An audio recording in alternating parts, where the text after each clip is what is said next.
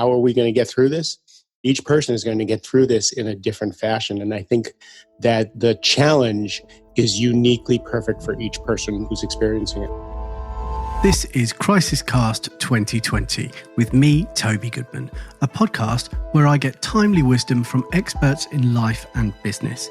These guests will answer my 5 questions, sharing wisdom and insights to help you and me get through this global shitstorm. Today on CrisisCast 2020, if I told you there was a man in Washington, D.C. in a big house with a big heart and a love for humans, you might not believe me, but I can tell you it's true because I've seen it with my own eyes. A considered, caring, self-effacing, very successful executive business coach and genius of life, Mark J Silverman shares his wisdom and perspective as someone who's a father, who's been married, divorced and remarried. He's a learner, he's a podcaster, over 160 podcasts and counting. I give you my dear friend and host of the Mastering Midlife Podcast, Mark J Silverman. Before we start the show, I have something for you if you identify as pod curious. It's perfect for you if you're an expert, consultant or business owner. Maybe you're wondering if podcasting is worth the effort, especially now, or perhaps you've tried podcasting in the past but have been disappointed with the results. In this free guide, Podstar, I'll share the exact 7 steps we use to help publish over 2,000 podcasts each month. To get instant access, go to podcastnetworksolutions.com. MarkJSilverman.com. Welcome to the show. Thanks for being here. Thank you for having me, Toby. I appreciate that you care to have my insights in your really incredibly valuable show. Well, you're an incredibly valuable man. So my first question, straight away, we've hit the shitstorm, Mark. You are a master of midlife. Hence masteringmidlife.com and markjsilverman.com, your incredible podcast, which you've published over 140, maybe 150 episodes by now. 160, thank you. Hey, so you're doing very well. Amazing work as an executive coach.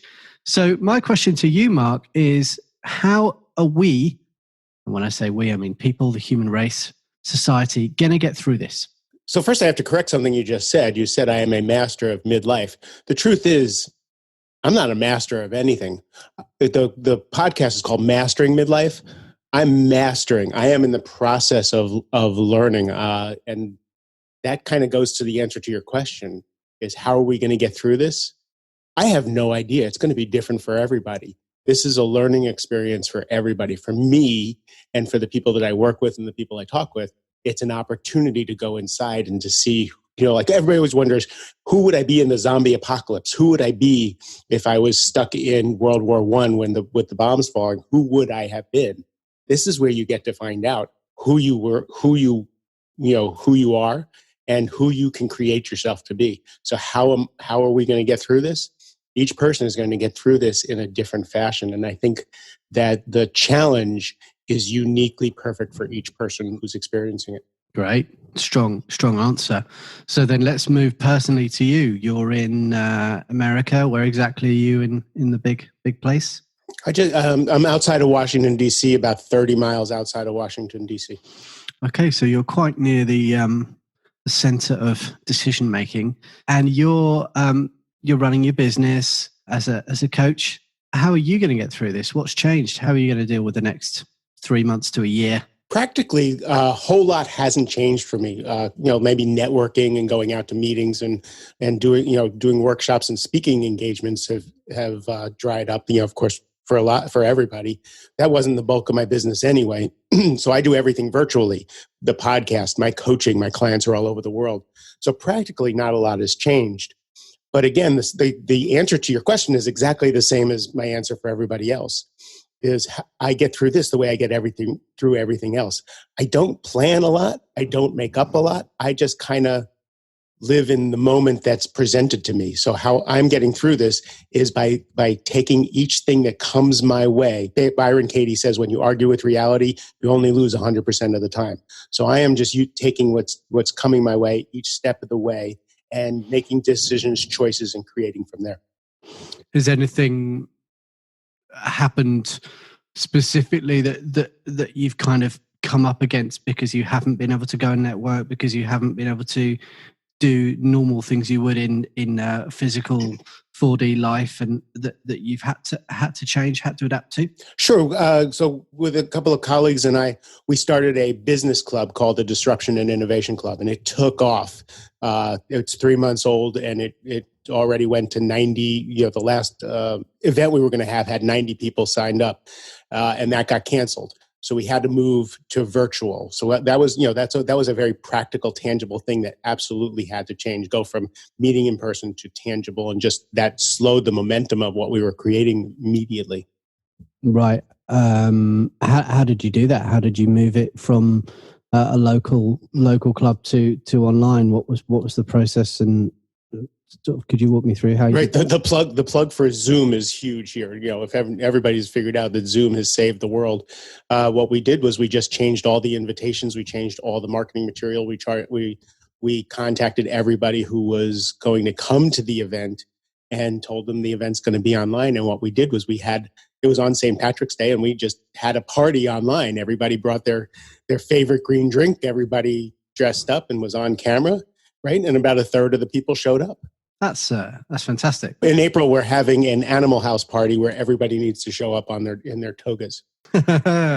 Brilliant. Okay, so specifically as someone who works as a coach, as someone who works very deeply with people, as I know, and you get quite deep into people's psyches, you help them move through some pretty heavy stuff, and you're very, very good at it. Is there anything specific that you've, without obviously breaking any confidentiality, is there anything that you've seen come up as themes with your clients, perhaps around anxiety and around all of that stuff? Like what's going on there? How are you specifically helping your people, the people that are investing in you, to help them through this stuff? That's the specific thing that is really tough, is helping people separate from what they're making up to what's real, or at least what appears to be real in the world, because we spend so much time in our heads scaring ourselves. So the one thing I need to do with my clients and everybody who talks to me, and the lives that I do every day, is help people separate from what they're making up in the future, the catastrophe of the future, the disaster of the future. And even if they've lost a job and their money is tight and they have to go to a food line, now, how do we stay in the present? How do we deal with what's really happening and create from here, rather than create from the anxiety, create from the fear, create from what we make up? That, once I get people into the present, dealing with reality, the rest is just things to do. Great. Any practical steps that if someone came to you with that kind of feeling of overwhelm and fear and money worries and homeschooling and being stuck in a house with their partner, like what are your first steps and questions that you would ask them to help them move through this? The first thing that I'd get everybody to do is breathe. Everybody is in just a little bit of a state of fight or flight. Everybody is breathing, most people in the Western world are breathing shallow from their chest. And I get people to breathe from their belly. I'm not a breathing teacher, but this changes the game for everybody. When you expand your breath, when you slow down your breath and breathe, take deep breaths, we're missing oxygen.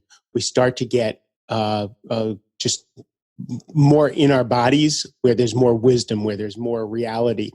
Next thing I do is I ask them, so how are you scaring yourself? What are you making up? Write this down. Tell me what the catastrophe. I just did with one client. I had her tell me, she was just all tensed and just you could feel the brittleness in her body. And after we got her to breathe, and after I got her to start to talk about it, I had her actually tell me her biggest fear, her biggest terror about her business, which ended up with a 30-minute sobbing session, ugly, crying, just sobbing. And this is a person who is so together and, is experiencing pain in her body and all kinds of stuff. And she's just like, will this ever stop? When are we going to talk about my business? When are we going to talk about my business? And the fears are coming out, and the terror and the grief and the grief and the grief. And after about 30, 35 minutes, she said, I feel lighter. And then we were able to talk about her business. And then we were able to talk about what are the next steps that need to, and she says, I just feel so hopeful now. Because that fear, all that stuff is just bottled up inside, and we have to be the hero of our businesses. Like so the thing I said to her was, like, you're wearing the Superman cape. She says, yes, I'm the Superman in my life. I said, but you don't hand out capes to anybody else. You don't give other people opportunities to be Superman.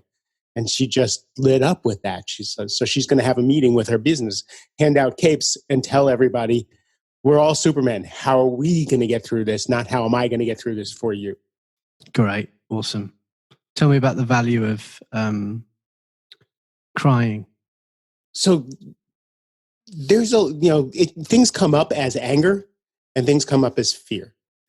And for me, my experience has been when someone's really, really angry, that means they're actually really, really fearful. Often the anger and the fear lead to sadness underneath. There's grief here. We have lost things. One of my guests on my podcast talked about his grief because his life was on the road giving hugs to people. And he had to deal with his personal grief of being stuck at home. He loved being home with his kids and his wife and all that, but he had to deal with the grief of not going out to be able to hug people, the grief of not being able to take care of your employees if you're a CEO, the grief of feeling like a loser because all of a sudden you were rocking and rolling and your business is going to have to close up. I was talking to a CEO and his VP, and they were just wildly successful, and they were getting all kinds of offers to buy their business, and they decided to stay in their business, and now they're laying off people. Now they're not even sure they can keep their doors open. So the grief of that, you have to deal with that. You have to cry. You have to get the energy moving. When energy gets stuck, whether it's anger, whether it's fear, whether it's sadness, when it gets stuck, you get brittle and you start to make shit up, for lack of a better word. And when you get that emotion out, when you get the anger out, usually if I get someone to scream, they end up crying, right? If I get someone to talk about fear, they end up crying. And after that, there's a cleansing and there's a clarity. So when the world is through the pandemic, when the world is, I am hopeful, and I'm hopeful that there will be a vaccine, and I'm hopeful that this will be under control, and I believe that it will be. I have no control of that, of course, but it looks like there will be another side. It looks like somewhere between 3 months and 12 months, depending on where you are in the world, who you are, what you do, there will be another side to this. There will be a post-coronavirus world. Who knows if there's another one coming, but there will be a post-coronavirus world. So as you understand it, because of what's happening now, there's absolutely no question that the world will never be the same again for all of us. So what do you think the other side of this looks like? That's a tricky question for me because we don't know. There's just no way to know what's on the other side of this. There's no way to know what's on the other side of this podcast. I don't know if I'm walking out of the office of my door of my office or not. And to spend time really in the future for me is a waste of time. Now, as far as hopeful is concerned, there's going to be a vaccine. There's going to be an improvement in the economy. There's going to be jobs again. And there is going to be another pandemic, and there is going to be another war. And so for me, life is now for me. So learning to deal with this, being in the present, no matter what is happening in the present, helps me not worry about and absolutely need hope for the future. Does that make? I hope that makes sense. I have a client whose business fell apart in January. Absolutely fell apart. Panic. Just everything was destroyed. And we made the decision to talk about how this was the best thing that ever happened to him. 3 months later, his business is thriving. In fact, thriving even more in this pandemic. But also, his job now is to go counsel other CEOs in how to get through crisis, right? So this crisis is going to make us more resilient if we choose to be. It's going to make us smarter. It's going to have us take things less for granted. It's just going to change the way we are. And for me to be curious about how it's going to change for me is way more interesting than how the political situation is going to be. So you're a big meditator, you're a big reader, you're a big conversationalist with the podcast. Where do you go to get your information? Where do you go to get get your peace of mind when you're feeling tied up? When I'm feeling tied up, a woman named Helen Appleby, who's a fellow podcaster but a really close friend of mine. She usually, with her wonderful British accent, darling, how are you scaring yourself? She asks me the same questions I would ask her or anybody else. I go find people who will ask me the questions that I would ask of other people because I'll be stuck in my own monkey mind. I am on the floor in my office for 60 to 90 minutes every morning. So, my practice is to know how to get home. My practice is to know how to get to center so that when things are here to knock me off, I can't. A pen and a piece of paper is the best guru I have ever had. I get more out of a pen and piece of paper than any book, any lecture, and any wise person I've ever met. So for me, having those tools, the meditation, the contemplation, the pen and paper, a good posse, you need people around you who can tell you the truth, who can help talk you down when you need to be talked down, who can talk you up when you need to be talked up. So those are my tools.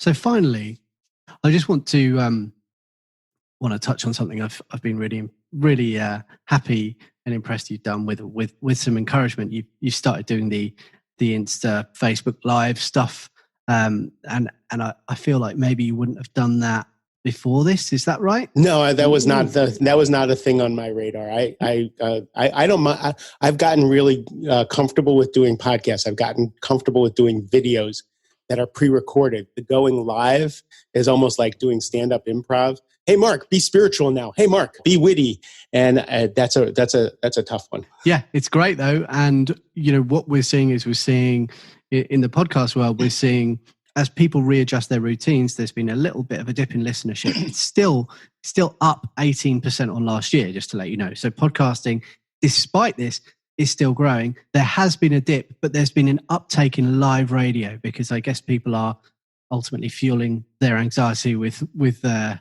24-hour news rotation. But to actually be able to drop in and do a Facebook Live and do something when people are really at their peak of anxiety and they know that you're speaking to them right now, definitely has value. And of course, the ones you're proud of and the ones you look back and say, that was a really good one, we know that we can turn those into podcasts retrospectively, right? So that's going to be something I hope you'll consider doing, because it'll save you time, save you doing making up more content for a podcast, which is cool.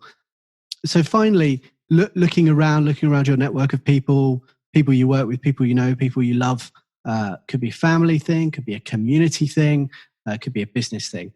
What's impressed you? What's surprised you since this has kicked off? What are you seeing happening in the world that you're loving? For me, 9/11 here in the U.S. was a pivotal moment, and in the moments after 9/11, there was a coming together. There was a dropping of the teams for a little while. Actually, for maybe a week or two, and I'm seeing that here now. I am. The heroics, the humanity. Yeah, that we get in the news, we see a lot of the vindictive and the selfish and the greedy. But in my life on social media, I am seeing so much kindness. So, I just saw a poll in the United States: should we save the economy or lives? And it was overwhelmingly lives. Like people, we're caring about people. We're breaking open. Pema Chodron says when tragedy happens, we can either harden or soften. And I see people's hearts breaking open. I don't know if they're going to stay open, but it's such an exquisite thing to see: the kindness, the charity, the caring. I know you've seen some stuff. It's been, obviously you're on my radar, so I'm seeing what you're experiencing, and it's personally, I'm trying to. We're all consuming content, whatever that means, all the time.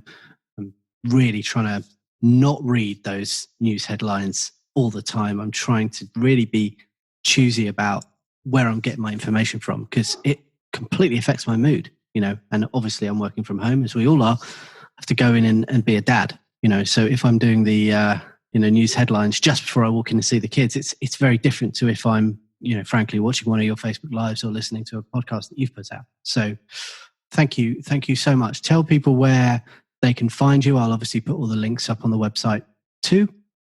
MarkJSilverman.com, Mark the letter J Silverman.com, or masteringmidlife.com.